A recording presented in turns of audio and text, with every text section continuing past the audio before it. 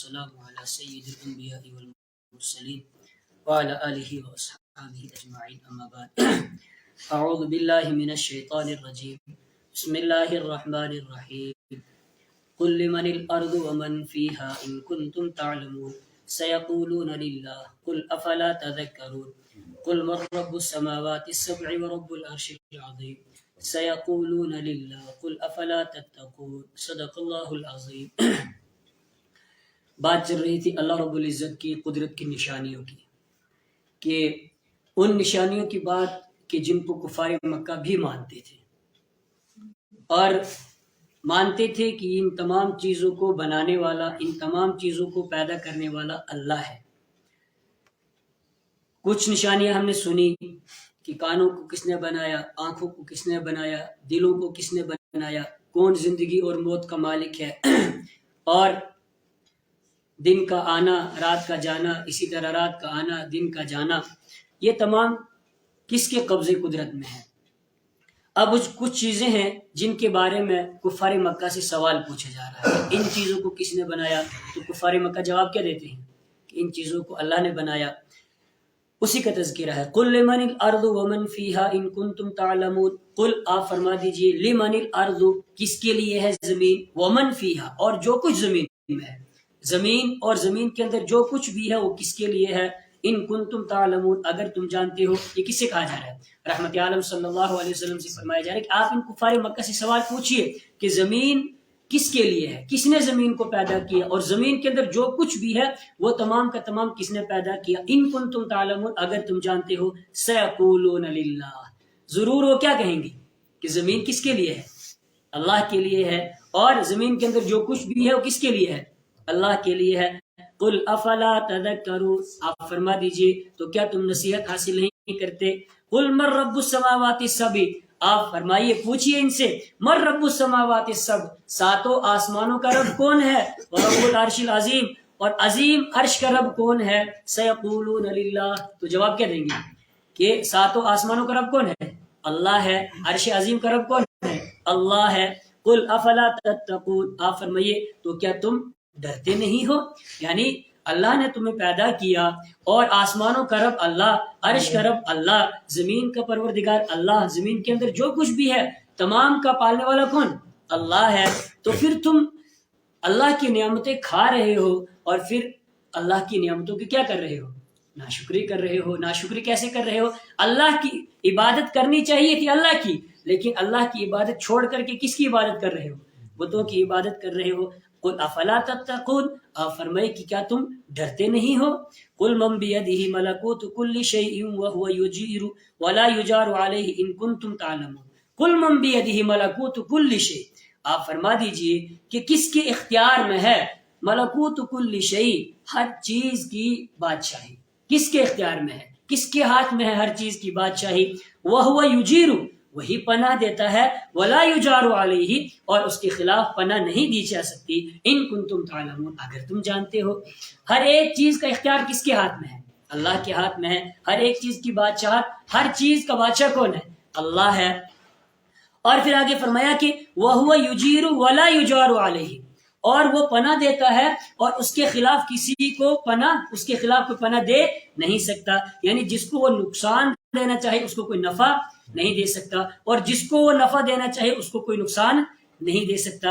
إِن يَمْسَسْكَ اللَّهُ بِضُرٍّ فَلَا كَاشِفَ لَهُ إِلَّا هُوَ اگر کسی کو اللہ تعالیٰ تکلیف دینا چاہے تو اس کو کوئی نفع نہیں دے سکتا. اور اگر کسی کو وَإِن يُرِدْكَ بِخَيْرٍ فَلَا رَادَّ لِفَضْلِهِ اور اگر کسی کو وہ خیر عطا کرنا چاہے، کسی کے ساتھ بھلائی کرنا چاہے اس بھلائی کو کوئی روک نہیں سکتا. سَيَقُولُونَ لِلَّهِ تو وہ جواب دیں گے اللہ. یعنی تمام چیز کی بادشاہی کس کے ہاتھ میں ہے، اللہ کے ہاتھ میں ہے. فَأَنَّا تُسْحَرُونَ تو تم کو کدھر پھیرا جا رہا ہے. فَأَنَّا تُسْحَرُونَ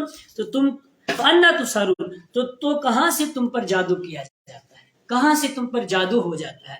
یعنی مانتے ہو ان تمام چیزوں کو کہ ان تمام چیزوں کو بنانے والا کون ہے، اللہ ہے. ان تمام چیزوں کو پیدا کرنے والا کون ہے، اللہ ہے. اور ہر ایک چیز کی بادشاہ کس کے ہاتھ میں ہے، ہر ایک چیز کا اختیار اللہ کے ہاتھ میں ہے. جب ان تمام چیزوں کو مانتے ہو تو پھر اللہ کو چھوڑ کر کے غیر اللہ کی عبادت کیوں کرتی ہو؟ فَأَنَّا تُسْحَرُونَ تو کہاں سے تم پر جادو ہو جاتا ہے؟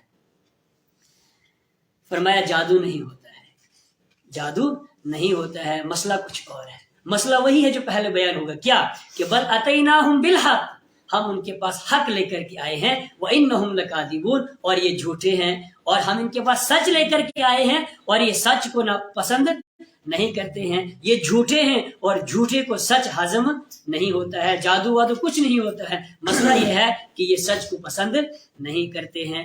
مَتَّخَذَ اللَّهُ مِن وَلَدٍ وَمَا كَانَ مَعَهُ مِنْ إِلَٰهٍ إِذًا لَّذَهَبَ كُلُّ إِلَٰهٍ بِمَا خَلَقَ وَلَعَلَا بَعْضُهُمْ عَلَىٰ بَعْضٍ۔ توحید کے دلائل ان کو بیان کیا جا رہا ہے۔ مَتَّخَذَ اللَّهُ مِن وَلَدٍ، اللہ نے نہیں بنایا کوئی بیٹا۔ یہ کفار مکہ کیا کرتے تھے کہ فرشتے جو ہیں یہ اللہ کی بیٹیاں ہیں۔ کیا ہیں اللہ کی؟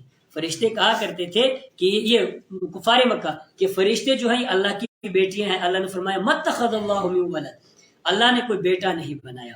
وما کان معہ من الہ، وما کان معہ نہیں ہے اس کے ساتھ من الہ کوئی معبود، نہ تو اللہ کی کوئی اولاد ہے اور نہ ہی اللہ کے ساتھ کوئی دوسرا خدا ہے۔ اذن تب تو کب اگر اللہ کے بیٹے ہوتے اور اللہ کے ساتھ کوئی اور معبود ہوتا تو پھر کیا ہوتا؟ اذن تب تو لذهب كل الہ، لے کے چلا جاتا ہر ایک معبود بما اس مخلوق کو خلق جو اس نے پیدا کی۔ کیا اگر اللہ کے بیٹے ہوتے یا اللہ کے علاوہ کوئی اور خدا ہوتا تو پھر ہر ایک خدا کیا کرتا؟ اپنی مخلوق کو لے کر کے الگ ہو جاتا۔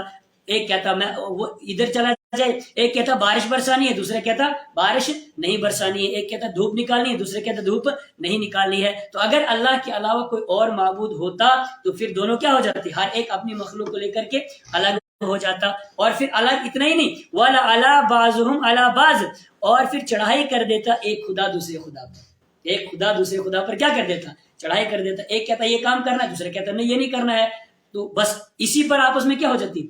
بحث ہو جاتی ہے۔ پھر ایک دوسرے پر کیا کر دیتا؟ چڑھائی کر دیتا۔ سبحان اللہ، اللہ کی ذات پاک ہے، اما ان چیزوں سے یصفون جن کو وہ بیان کرتے ہیں، ان باتوں سے جن کو وہ کیا کرتے ہیں؟ بیان کرتے ہیں۔ عالم الغیبی، غیب کو جاننے والا ہے اللہ۔ کون ہے؟ اللہ وہ ہے جو چھپی ہوئی باتوں کو بھی کیا کرتا ہے؟ جانتا ہے۔ والشہادتی، اور ظاہری چیزوں کو بھی کیا کرتا ہے؟ جانتا ہے۔ فتعالی، بلند و بالا ہے، اما ان چیزوں سے یشرکون جن کو وہ اللہ کے ساتھ شریک ٹھہراتے ہیں۔ قل رب اما ترینی ما یوعدون رب فلا تجعلنی فی القوم الظالمین۔ قل ربی، آپ کہہ دیجئے اے میرے رب، اما اگر ہو یہ بات کی، ترینی تو مجھے دکھا دی، ما یوعدون جس کا ان سے وعدہ کیا جاتا ہے، ربی اے میرے رب، فلا تجعلنی تو شامل مت کر مجھ کو، فی القوم الظالمین ظالم لوگوں کے ساتھ۔ قرآن کریم کی بہت ساری آیات کے اندر عذاب کا تذکرہ ہے کہ مشرکوں کو، نافرمانوں کو کیا کیا جائے گا؟ عذاب دیا جائے گا۔ اب یہ عذاب دنیا میں بھی ہے اور آخرت میں بھی ہے۔ آخرت کا جو عذاب ہے وہ تو یقینی ہے کہ نافرمانوں کو جہنم میں کیا کیا جائے گا؟ ڈالا جائے گا، ان کو آخرت میں عذاب ملے گا۔ لیکن دنیا کے اندر بھی عذاب بات یا پھر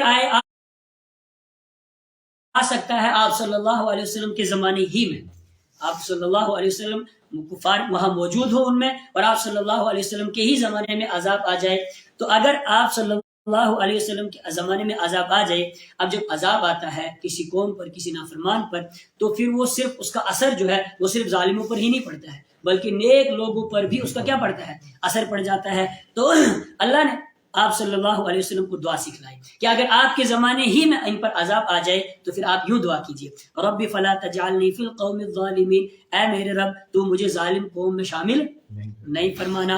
وَإِنَّا عَلَىٰ أَن نُرِيَكَ مَا نَعِدُهُمْ لَقَادِرُونَ، وَإِنَّا اور بے شک ہم عَلَىٰ قادر لقادرون قدرت رکھنے والے ہیں اس بات پر کہ ہم آپ کو دکھا دیں جس کا ہم ان سے کیا کرتے ہیں؟ وعدہ کرتے ہیں، یعنی جس عذاب کا ہم ان سے وعدہ کرتے ہیں آپ کی زندگی میں بھی لانے پر اس کو کیا ہے؟ قادر ہیں۔ ادفع باللتی ہی احسن السیئہ، اب جب تک عذاب نہ آئے، اللہ کا حکم نہ آ جائے تو تب تک آپ کیا کیجیے؟ اللہ نے فرمایا ادفع باللتی، آپ ہٹائیے برائی کو، کیا کیجیے؟ برائی کو ہٹائیے، باللتی اس طریقے پر ہی احسن جو سب سے بہترین طریقہ ہے۔ برائی کو ہٹاتے رہیے، اچھی طرح سے جب کسی کو دعوت دیں تو بہترین طریقے سے آپ کی کیا کیجیے؟ ان لوگوں کو کیا کیجئے؟ دعوت دیجئے. نحن اعلم بما یصفون، نحن اعلم ہم جانتے ہیں، بما یصفون جو وہ بیان کرتے ہیں. اللہ کے حبیب صلی اللہ علیہ وسلم دعوت بھی دے رہے ہیں. ایک آدمی دعوت دے رہا ہے اور پھر اس کو جھٹلایا بھی جا رہا ہے، اس کی نافرمانی بھی کی جا رہی ہے، اللہ کی قدرت کی نشانیوں کو بیان کیا جا رہا ہے، ان کو مانتے بھی ہیں لیکن اس پر ایمان نہیں رکھتے ہیں. اور پھر آپ کہہ رہے ہیں کہ اللہ کا حکم ہو رہا ہے کہ آپ اچھے طریقے سے ان کو کیا کیجیے؟ دین کی دعوت دیجیے. اور جب اخلاق کے ساتھ یہ دین کی دعوت بھی دی جائے، نرمی کے ساتھ دین کی دعوت بھی دی جائے، بلایا بھی جائے، اور پھر یہ نہ مانے تو پھر انسان کو کیا آتا ہے؟ غصہ آتا ہے. انسان کو غصہ آ جاتا ہے، نفس بھی غصہ دلاتا ہے، شیطان بھی غصہ دلاتا ہے. تو فرمائے اس موقع پر کیا کرنا چاہیے؟ تو امت کو کیا تعلیم دی جائے؟ دعا سکھلائی. وَقُلْ رَبِّ آپ کہہ دیجئے اے میرے رب، اعوذ بک میں آپ کی پناہ چاہتا ہوں، من ہمزات الشیاطین شیطانوں کے وسوسوں سے. وَأَعُوذُ بِكَ اور میں آپ کی پناہ چاہتا ہوں ربی اے میرے رب، ان یحضرون اس بات سے کہ وہ میرے پاس حاضر ہو جائے. دعا سکھلائی. اور ایک روایت ہے، حضرت جابر رضی اللہ تعالیٰ عنہ روایت کرتے ہیں کہ آپ صلی اللہ علیہ وسلم نے ارشاد فرمایا کہ شیطان تمہارے ہر کام میں، ہر حال میں تمہارے ساتھ ہوتا ہے. شیطان تمہارے ہر کام میں اور ہر حال میں تمہارے ساتھ ہوتا ہے، اور ہر کام میں گناہوں اور غلط کاموں کا وسوسہ تمہارے دل میں کیا کرتا ہے؟ ڈالتا ہے. اسی کو بیان فرمایا. وَأَعُوذُ بِكَ اور میں آپ کی پناہ چاہتا ہوں، پناہ لیتا ہوں ربی اے میرے رب، ان یحضرون اس بات سے کہ وہ میرے پاس حاضر ہو جائے. اللہ رب العزت مجھے بھی اور آپ کو بھی اپنا کلام سمجھنے کی توفیق عطا فرمائے. وآخر دعوانا ان الحمد